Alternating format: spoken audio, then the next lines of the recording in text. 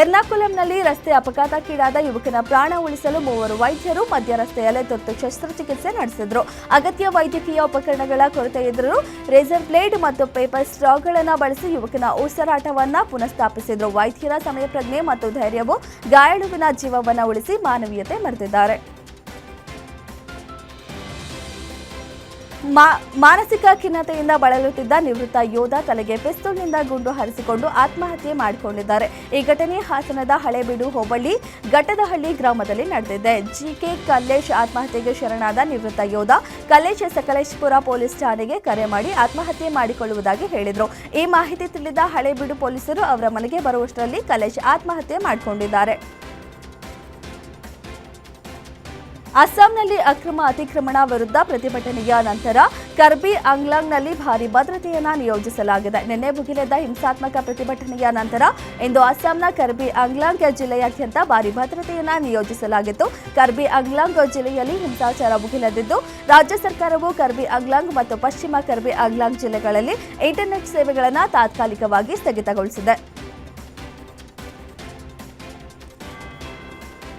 4 ಅಪ್ರಾಪ್ತ ಬಾಲಕಿಯರ ಮೇಲೆ ಅತ್ಯಾಚಾರ ಎಸಗಿದ ಆರೋಪ ಸಾಬೀತಾದ ಹಿನ್ನೆಲೆ ಕಾಮುಕನೊಬ್ಬನಿಗೆ ನ್ಯಾಯಾಲಯವು ಜೀವಾವಧಿ ಶಿಕ್ಷೆ ವಿಧಿಸಿದೆ. ತನಿಖೆ ಮುಗಿದ ನಂತರ ಕ್ರೀಡಾ ಪೊಲೀಸರು ನ್ಯಾಯಾಲಯಕ್ಕೆ ಆರೋಪ ಪಟ್ಟಿ ಸಲ್ಲಿಸಿದರು. ವಿಚಾರಣೆ ವೇಳೆ ಪ್ರಾಸಿಕ್ಯೂಷನ್ 45 ಸಾಕ್ಷ್ಯ ಚಿತ್ರಗಳನ್ನು ಪ್ರಸ್ತುತಪಡಿಸಿತು ಮತ್ತು 19 ಸಾಕ್ಷಿಗಳನ್ನು ವಿಚಾರಣೆ ಮಾಡಿತು. 4 ಸಂತ್ರಸ್ತರ ಹೇಳಿಕೆಗಳನ್ನು ಪ್ರತ್ಯೇಕವಾಗಿ ದಾಖಲಿಸಲಾಯಿತು.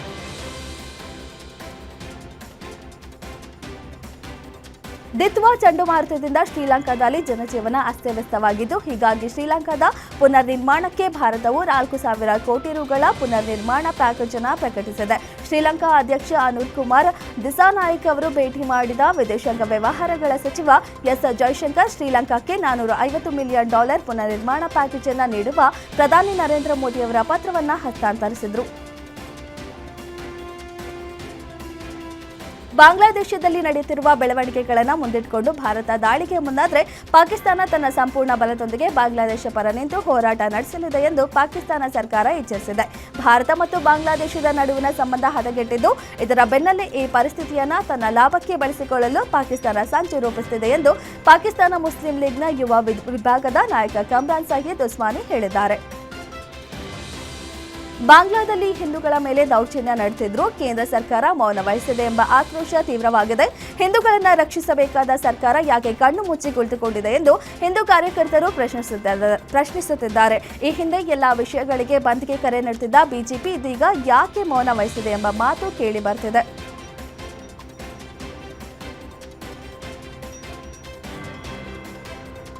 ಭಾರತ ಮತ್ತು ಬಾಂಗ್ಲಾದೇಶ ನಡುವಿನ ಹಗ್ಗ ಜಗ್ಗಾಟವನ್ನು ತನ್ನ ಲಾಭಕ್ಕೆ ಬಳಸಿಕೊಳ್ಳಲು ಪಾಕಿಸ್ತಾನ ಸಂಚು ರೂಪಿಸಿದೆ. ಬಾಂಗ್ಲಾದೇಶದಲ್ಲಿ ಉಂಟಾದ ಇತ್ತೀಚಿನ ರಾಜಕೀಯ ಕ್ರಾಂತಿಯ ನಂತರ ಐಎಸ್ಐ ಮತ್ತು ಲಷ್ಕರ್ ಎ ತೈಬಾ ಮತ್ತು ಜೈಷ್ ಎ ಮೊಹಮ್ಮದ್ ಸೇರಿದಂತೆ ಪಾಕಿಸ್ತಾನ ಮೂಲದ ಭಯೋತ್ಪಾದಕ ಗುಂಪುಗಳು ಈ ಪ್ರದೇಶದಲ್ಲಿ ಸಕ್ರಿಯವಾಗಿವೆ ಎಂಬ ಮಾಹಿತಿ ಲಭ್ಯವಾಗಿದೆ. ಬಾಂಗ್ಲಾದೇಶದ ಮೂಲಕ ಅವು ಭಾರತದ ಒಳಗೆ ನುಸುಳಲು ಪ್ಲಾನ್ ಮಾಡಿಕೊಂಡಿದ್ದಾರೆ.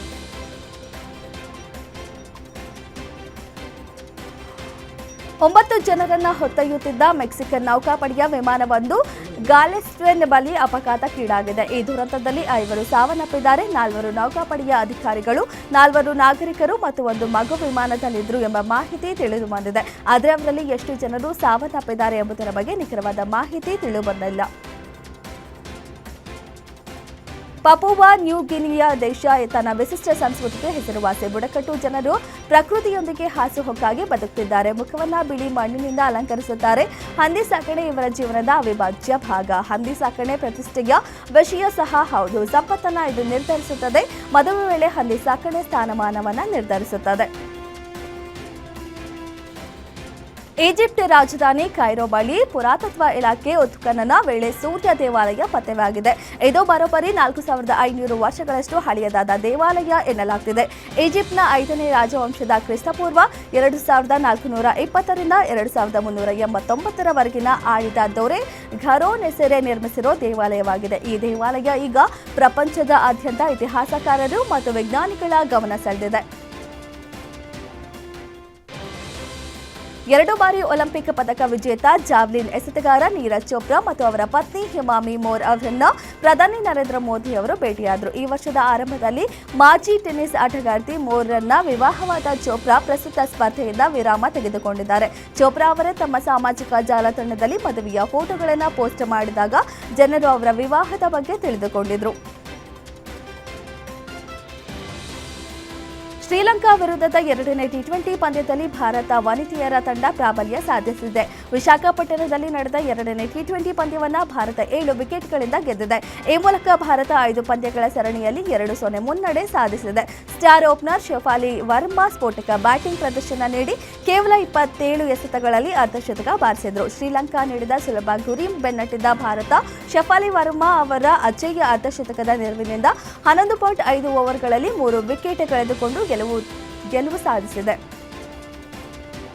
ಆಸ್ಟ್ರೇಲಿಯಾ ವಿರುದ್ಧದ ಆಶಸ್ ಟೆಸ್ಟ್ ಸರಣಿಯಲ್ಲಿ ಮತ್ತೊಂದು ಸೋಲಿನ ನಂತರ ಇಂಗ್ಲೆಂಡ್ ಹೊಸ ಸಮಸ್ಯೆ ಎದುರಿಸುತ್ತಿದೆ. 3ನೇ ಟೆಸ್ಟ್ನಲ್ಲಿ 82 ರನ್ಗಳ ಸೋಲು ಇಂಗ್ಲೆಂಡ್ಗೆ ಸರಣಿಯನ್ನ ಕಳೆದುಕೊಂಡಿದ್ದಲ್ಲದೆ ತಂಡದ ವರ್ತನೆಯ ಬಗ್ಗೆ ಗಂಭೀರ ಆರೋಪ ಕೇಳಿಬಂದಿದೆ. ವಿರಾಮದ ಸಮಯದಲ್ಲಿ ನಾಯಕ ಬೆನ್ ಸ್ಟೋಕ್ ಮತ್ತು ಆಟಗಾರರು ಅತಿಯಾದ ಮದ್ಯ ಸೇವಿಸಿದ್ದಾರೆ ಎಂಬ ಗಂಭೀರ ಆರೋಪಗಳು ಕೇಳಿಬಂದಿದೆ. ಈ ಸಂಬಂಧ ಇಂಗ್ಲೆಂಡ್ ಮತ್ತು ವೇಲ್ಸ್ ಕ್ರಿಕೆಟ್ ಮಂಡಳಿ ತನಿಖೆ ನಡೆಸುವಂತೆ ಆದೇಶ ಹೊರಡಿಸಿದೆ. ಮಾರ್ಗ ಸಿನಿಮಾ ಬಿಡುಗಡೆ ದಿನವೇ ಶಿವಣ್ಣ, ಉಪೇಂದ್ರ, ರಾಜೇಶ್ ಶೆಟ್ಟಿ ನಟಿಸಿರೋ 45 ಸಿನಿಮಾ ಇಂದೇ ರಿಲೀಸ್ ಆಗ್ತಾ ಇದೆ. ಹೀಗಾಗಿ ಮಾರ್ಕ್ ಮತ್ತು 45 ಸಿನಿಮಾಗಳ ನಡುವೆ ಬಾಕ್ಸ್ ಆಫೀಸ್ ಸಮರ ನಡೆಯಲಿದೆ. ಈ ಟೈಮ್ನಲ್ಲೇ ಹ್ಯಾಟ್ರಿಕ್ ಹೀರೋ ಶಿವರಾಜ್ ಕುಮಾರ್ ಹಾಗೂ ರಿಯಲ್ ಸ್ಟಾರ್ ಉಪೇಂದ್ರ ಫ್ಯಾನ್ಸ್ಗಳ ನಡುವೆ ವಾರ್ ಶುರುವಾಗಿದೆ. ಇಂದು ಸಂಜೆ 5 ಗಂಟೆಗೆ ತ್ರಿವೇಣಿ ಚಿತ್ರಮಂದಿರದಲ್ಲಿ ಡಿಜೆ ನೈಟ್ ಅನ್ನು ಶಿವಣ್ಣ ಫ್ಯಾನ್ಸ್ ಹಮ್ಮಿಕೊಂಡಿದ್ದಾರೆ.